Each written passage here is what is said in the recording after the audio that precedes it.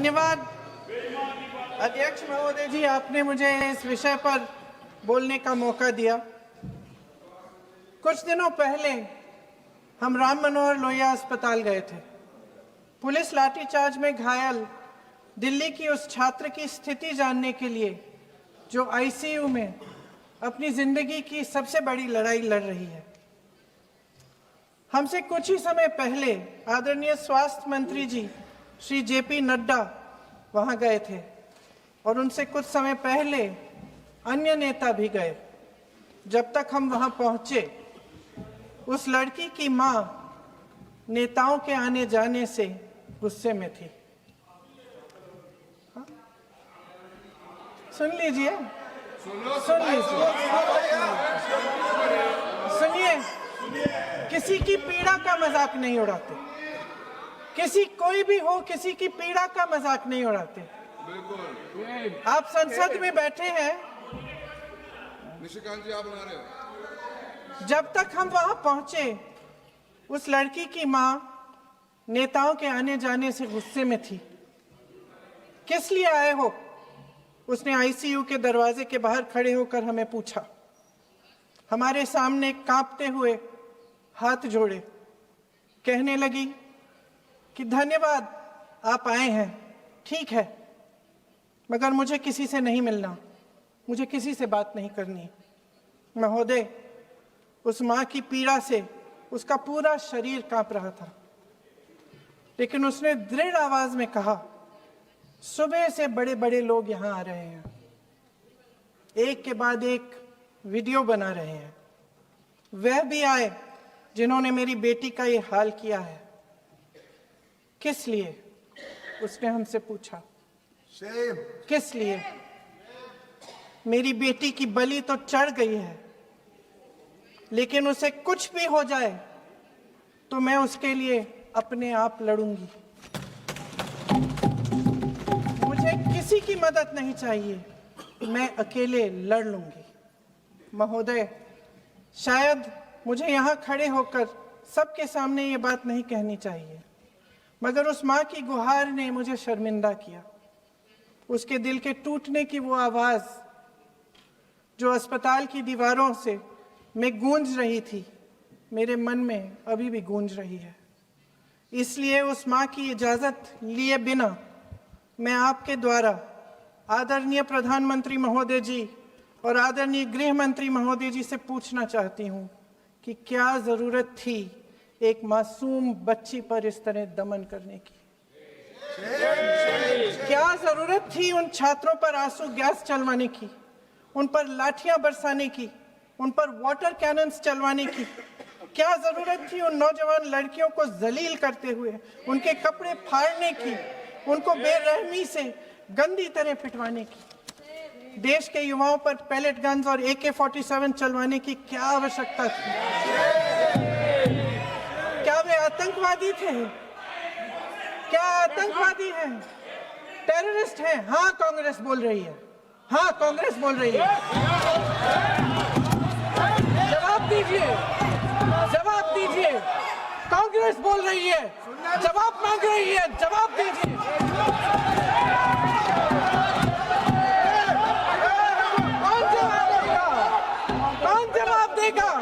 गृह मंत्री जी जवाब देंगे। किसने ऑर्डर दिया? किसने ऑर्डर दिया पैलेट गन्स चलाने के लिए? किसने ऑर्डर दिया? आपके माध्यम से मैं पूछती हूं अध्यक्ष महोदय, किसने ऑर्डर दिया? प्रधानमंत्री जी ने दिया? गृह मंत्री जी ने दिया? जवाब देंगे? पूरा देश पूछ रहा है, सिर्फ कांग्रेस पार्टी नहीं पूछ रही है, पूरा देश पूछ रहा है। अध्यक्ष महोदय, देश के माता पिता पूछ रहे हैं, छात्र पूछ रहे हैं, अध्यापक पूछ रहे हैं, पूरा देश आज ये पूछ रहा है। और आपकी जिम्मेदारी बनती है कि आप इस सवाल का जवाब दें। क्यों डरते हैं आप इस देश के नौजवानों से? क्यों डरते हैं आप इस देश की बुलंद आवाज से? और उस आवाज को दबाने का हक आपको किसने दिया है? महोदय, ये सदन यहाँ बैठे हुए सांसदों की जागीर नहीं है, ये इस देश की अमानत है। यहाँ बैठे हम सब इस देश की जनता, इस देश के युवाओं, बुजुर्गों, गरीबों, अमीरों और सब धर्मों, सब वर्गों के देशवासियों के सेवक हैं। हम उनके प्रतिनिधि हैं और ये सत्ता हमें उन्होंने ही दी है। इस देश का संविधान हमारी सर आंखों पे, इस देश का लोकतंत्र सर्वोपरि है। इसे ध्वस्त करना पाप है। यह करोड़ों जनता हमसे सिर्फ एक चीज मांगती है, जवाबदेही। इंग्लिश में इसे अकाउंटेबिलिटी कहते हैं।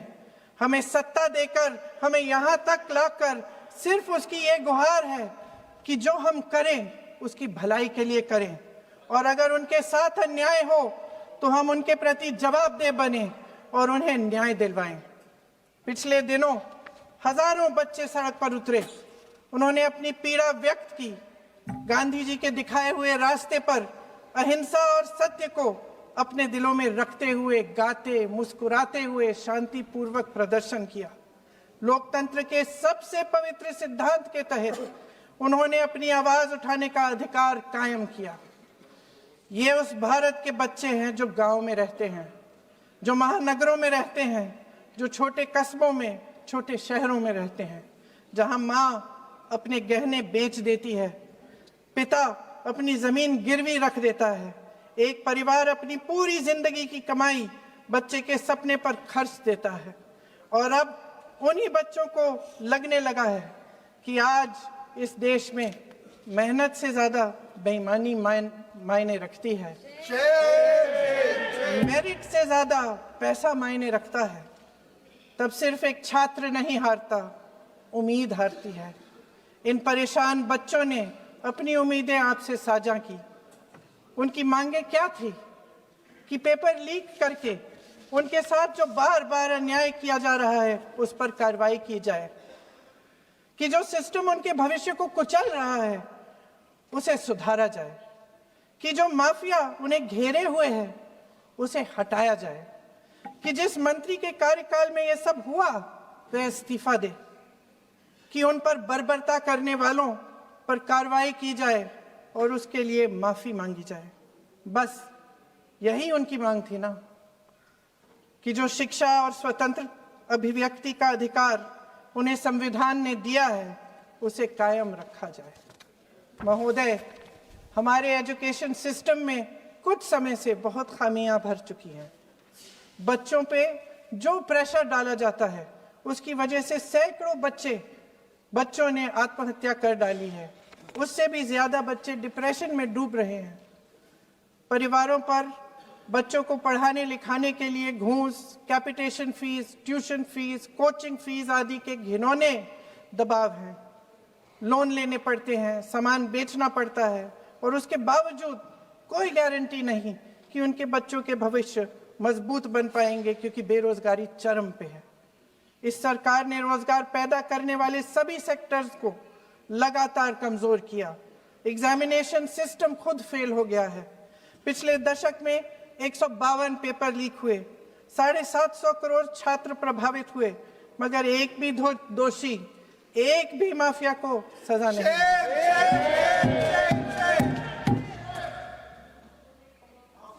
हमारे एजुकेशन में आरएसएस के प्रचारकों को भर भर कर उसे खोखला बना दिया है। जबरदस्ती एनटीए बनवाकर सिस्टम का केंद्रीकरण करके उसे और भी उलझा दिया। देश के कुल बजट में, हाँ जी जबरदस्ती, आपने अभी अभी सुना तमिलनाडु के हमारे साथी क्या कह रहे थे। देश के कुल बजट में एजुकेशन बजट की हिस्सेदारी हर साल बढ़ाने की बजाय घटती जा रही है। 1.4 लाख करोड़ रुपया का पूरा बजट एजुकेशन बजट है और 1.32 लाख करोड़ सिर्फ नीट देने वाले 22 लाख बच्चों के परिवारों से हर साल खींचा जाता है। एक और शर्मनाक आंकड़ा भी है। 1.4 लाख करोड़ रुपया हमारा पूरा एजुकेशन बजट और 16 लाख करोड़ रुपए जो मौजूदा सरकार ने बड़े उद्योगपतियों के लोन माफ किए हैं। सोचिए कि इस सरकार की प्राथमिकताएं क्या है। सच ये है अध्यक्ष महोदय कि जिस तरह अस्पताल में उस छात्रा की मां का विश्वास पूरे सिस्टम से हट गया है, उसी तरह देश के युवाओं का भरोसा इस पूरे सिस्टम से टूट चुका है। और जब इस तरह देश के भविष्य हमारे युवा निराश होकर सरकार और सिस्टम से अपना भरोसा हटा देते हैं, तो उस भरोसे को फिर से बनाने के लिए सिस्टम के अंदर से जवाब नहीं ढूंढा जा सकता, उसके दायरे से बाहर निकलना पड़ता है, नए सिरे से ठोस प्रयास करने पड़ते हैं। अफसोस की बात यह है अध्यक्ष महोदय कि इतना हो जाने के बाद भी आदरणीय प्रधानमंत्री महोदय जी और उनके साथी इस सच्चाई को समझ नहीं पा रहे हैं। वे अभी भी ये सोच रहे हैं कि पीआर, नैरेटिव चेंज और पालतू मीडिया के सहारे एक बार फिर उनकी नैया पार हो जाएगी। परसों शिक्षा मंत्री जी ने शर्मनाक परिस्थितियों में अपना इस्तीफा दिया और कल यहीं मकर द्वार पर मेरे सत्ता पक्ष के सांसदों ने जिंदाबाद के नारे चिल्लाते हुए उनका संसद में ऐसे स्वागत किया जैसे मानो कोई सुपरस्टार पहुंच गए हैं। विडंबना देखिए महोदय, जब भूतपूर्व शिक्षा मंत्री को मुकुट पहनाया जा रहा था, स्वागत हो रहा था उनका, तब महाराष्ट्र में एक परिवार पेपर लीक पीड़ित अपनी बेटी की आत्महत्या का शोक मना रहा था। आपकी सरकार ने देश के करोड़ों छात्रों को क्या संदेश दिया? आपको किस बात का गौरव है, किस बात का अभिमान है? ये कौन सा अहंकार है? जहां आंखों में शर्म होनी चाहिए, वहां बेशर्मी और स्वागत के नगाड़े बजाए जा रहे हैं। एक तरफ मातम है, दुख है, यहां फूल माला डाल रहे हैं। कोई आप पर कैसे यकीन करे? प्रधानमंत्री महोदय जी ने नया शिक्षा मंत्री चुना, एक ऐसे व्यक्ति को इस पद पर आसीन किया जिसने एक गर्भवती महिला के बलात्कारियों की रिहाई पर अपनी सहमति व्यक्त की, खुशी जताई। देश की करोड़ों लड़कियों को प्रधानमंत्री जी ने इससे क्या संदेश दिया? सर, अखबारों में है, अखबार में नहीं। मेरा कुछ भी बोल के चले जाते हैं क्या? अरे ये तो कैसे, क्या है इनके पास? ऐसा ही कोई आरोप लगा दीजिएगा, कोई नियम कानून नहीं है।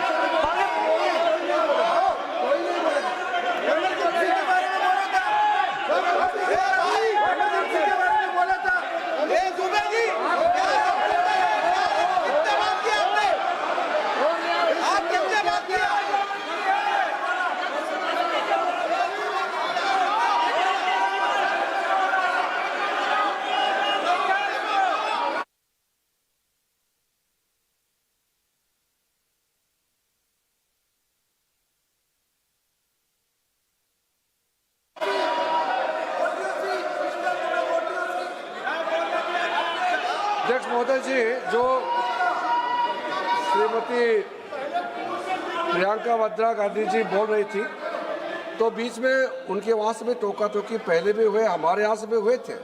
अभी हम लोग तो शांति से सुन रहे हैं, लेकिन जो अभी अभी हमारे वर्तमान नए शिक्षा मंत्री को जो उन्होंने टिप्पणी की, कैरेक्टर असैसिनेशन है एक तरीके से संसद में, और इस तरीके के भाषा हम उम्मीद नहीं करते हैं। मैं इसमें प्रहलाद जोशी जी ने भी खुद कहा है, एक तो उन्होंने प्रियंका जी ने जो गलत बात कही है रिकॉर्ड पे, उसको रिकॉर्ड से हटा दिया जाए। दूसरा इस तरह का भाषा का इस्तेमाल ना करें। आपने डिबेट से पहले आपने अपील किया कि संसद में डिबेट का स्तर को नहीं गिराने चाहिए। उनके पार्टी के वो सीनियर लीडर है, वो पहली बार चुन के आए हैं, मगर उनके पार्टी में सीनियर है, जिम्मेदारी के साथ बोलना चाहिए। अगर पूरा ऑथेंटिकेट नहीं कर सकते हैं तो मैं ये मानता हूं कि उनको क्षमा मांगना चाहिए सदन से।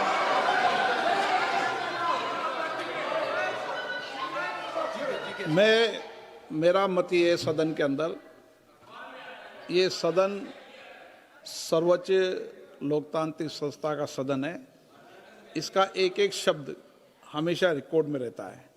मैं माननीय सदस्य से आग्रह करूंगा कि बिना तथ्यों के हमें इस तरीके के सदन के पटल पर बात नहीं करनी चाहिए।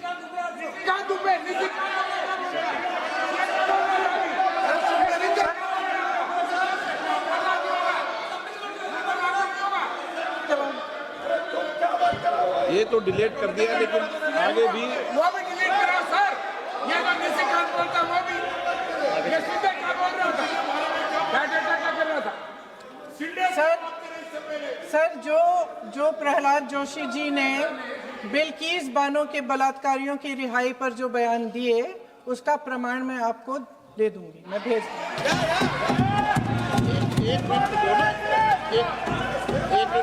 मैं ऑथेंटिकेट करूंगा।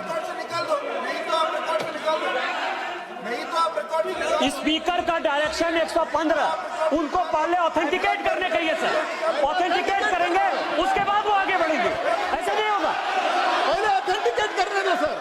उनको ऑथेंटिकेट करने के लिए कहिए, ऑथेंटिकेट करने कहिए उनको।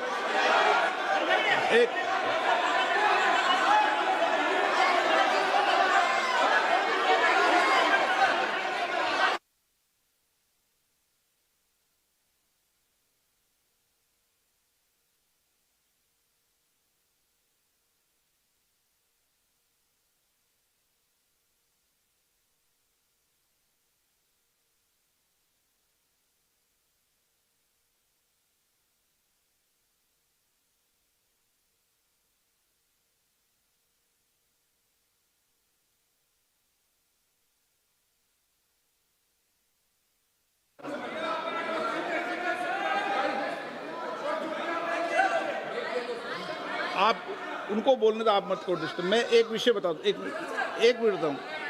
नियम 353 के अंदर फिर मैं एक बार स्पष्ट कर दूं, किसी भी सदस्य द्वारा किसी भी व्यक्ति के विरुद्ध मानहानि या अभियोगात्मक प्रकृति का कोई आरोप नहीं लगाया जाएगा जब तक कि सदस्य ने अध्यक्ष और संबंधित मंत्री को पर्याप्त अग्रिम सूचना नहीं दे दी हो। यह व्यवस्था है।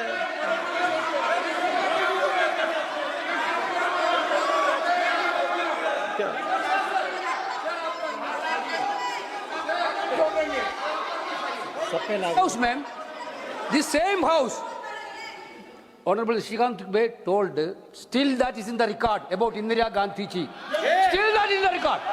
Still that is in the record. Sir, you are not removed, sir. बोलो, आप भी बोल लो। सर, केसी वेणुगोपाल जी ने जो नाम लिया है और मैं नेहरू जी के बारे में जो बात कहा है मैंने सर, मैं उस पर कायम हूं और मैं किताब जो है ऑथेंटिकेट कर देने तैयार हूं। अय्याज थे नेहरू, अय्याज थे। मैं फिर दोबारा रिपीट कर रहा हूं, आई एम अगेन रिपीटिंग। यही फैक्ट है और मैं किताब में ऑथेंटिकेट करके दे रहा हूं। I am authenticating that book.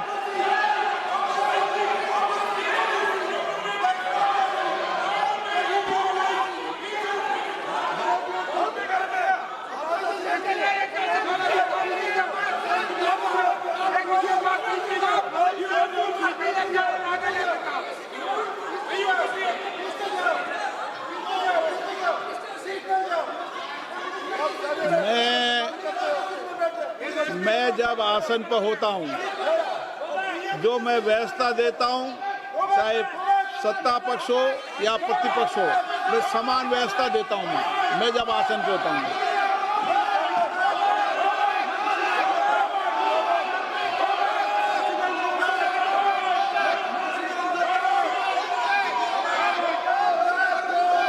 Please बोलने दो। आप उनको बोलने दें, उनको बोलने दें। नो, अरे आप उनको नहीं बोलने देना चाहते? चलिए 114 प्लीज चाहिए। सर प्रियंका जी को ऑथेंटिकेट करना चाहिए और जो मिस इन्फॉर्मेशन कर रहे हैं, नहीं तो मिस इन्फॉर्मेशन के लिए कार्रवाई करना चाहिए सर। एक कुछ भी बोल के चल procedure for the minister the correcting the mistake. 114 में अगर वो आपने जो रूल का जिक्र किया 353 में, मुझे कोई नोटिस नहीं दिया है, मैं इधर प्रेजेंट हूँ और मैंने ऐसे कैसे बिना ऑथेंटिकेशन बोल सकते, मुझे बिना नोटिस दिए हुए। इसीलिए मैं इसको खंडन करता हूँ और उसको एक्सपेल करना चाहिए और उनको माफी मांगना चाहिए।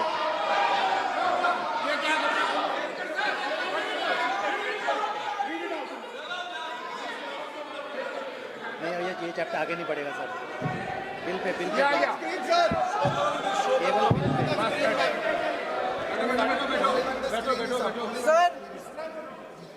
Sir here is a newspaper माननीय आर्टिकल। सदस्य, सर अरे आपने पूरा बुकी ले गया है, आपने बुकी ले गया सकता है। Sir, written by a respected माननीय journalist, सदस्य, I will authenticate using this, sir. आप माननीय सदस्य प्लीज इसको छोड़ दें। नहीं,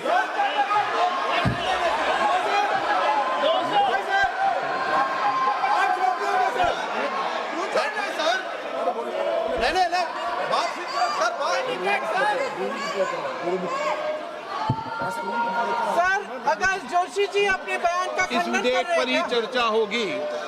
आप इस बयान का खंडन कर रहे हैं क्या नहीं, जोशी जी? माननीय से पूछिएगा। सदस्य, मैं आपसे फिर आग्रह कर रहा हूं, इस सदन में इस विधेयक पर ही चर्चा होगी, फिर भी नो, पंडित नारायण का ये विधेयक का विषय नहीं है। आप नो, आप बोलो तो विधेयक पे बोलो, ये मेरी अपेक्षा आपसे। प्लीज सर, करो। छोड़िए, ये रख दो। इस विषय को छोड़िए।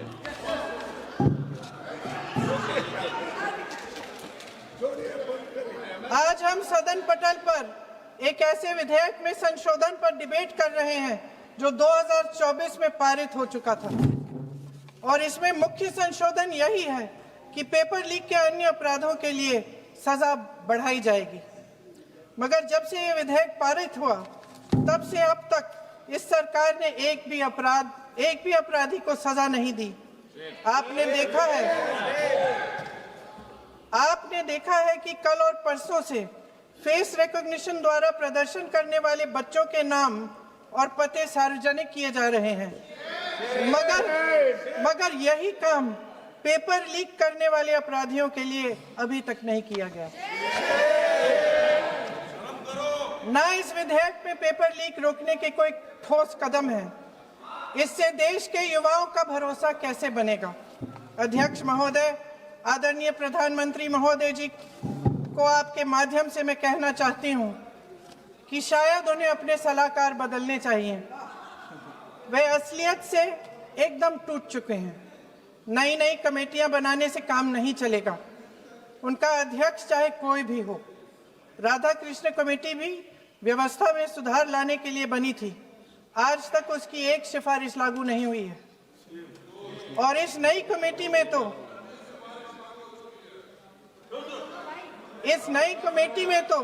एक एक्स-आईबी चीफ, फिर चिल्लाएंगे, एक एक्स-आईबी चीफ, एक आईटी कंपनी के मालिक और एक गौमूत्र के विशेषज्ञ भी हैं।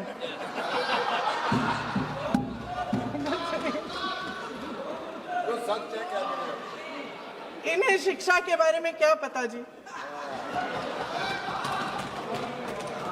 सर, सच है। आप आज मेरे से नाराज हो रहे हैं। बस मुस्कुरा लीजिए। उनको आपने भी चुनाव लड़ा।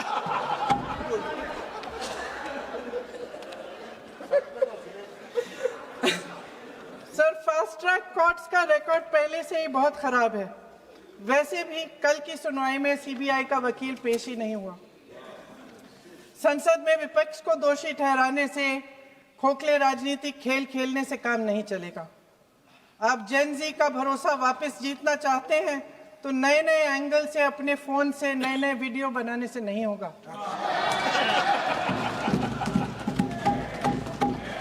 प्रधानमंत्री जी को कैमरे का एंगल नहीं, दिल का एंगल बदलना पड़ेगा।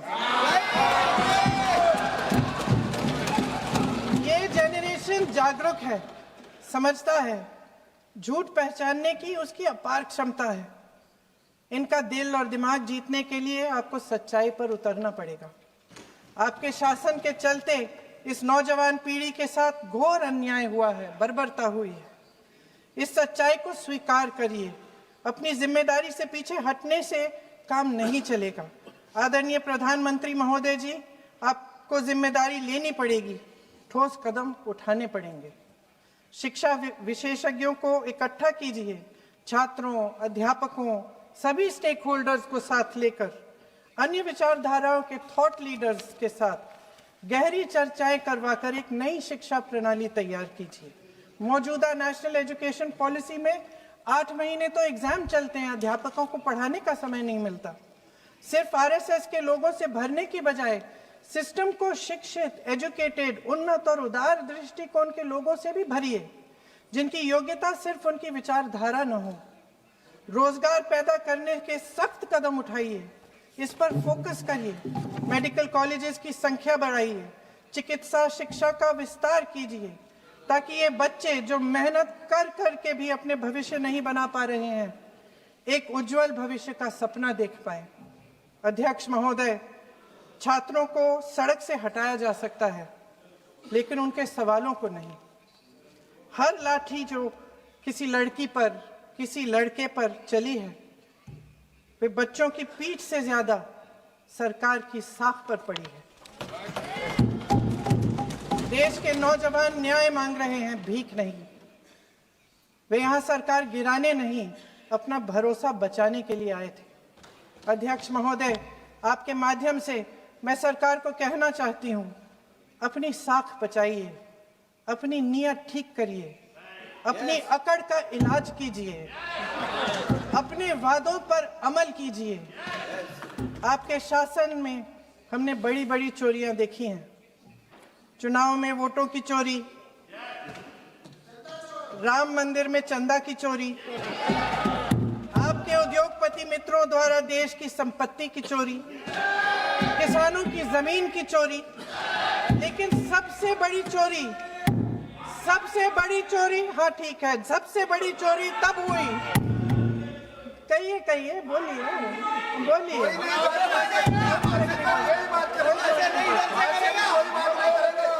सुन लीजिए, शांति से सुन लीजिए, शांति से सुन लीजिए। आपको मौका मिलेगा, आप जितनी भी चोरियों की बात करना चाहते हैं आप कर लीजिए, अभी मेरा समय है। सबसे बड़ी चोरी तब हुई जब देश के नौजवानों के भविष्य, उनके सपने चुराए गए। भविष्य की चोरी, सपने की चोरी किसी भी चोरी से कहीं बड़ी होती है महोदय। अगर देश का युवा निराश हो जाए, अगर देश का युवा निराश हो गया, उसकी उम्मीद टूट गई, तो सबसे बड़ी हार भारत की हार होगी। और हम कांग्रेस और विपक्ष के लोग जान दे देंगे, मगर भारत की हार नहीं होने देंगे। जय हिंद। सर, अब तो मुस्कुरा लीजिए, भाषण खत्म।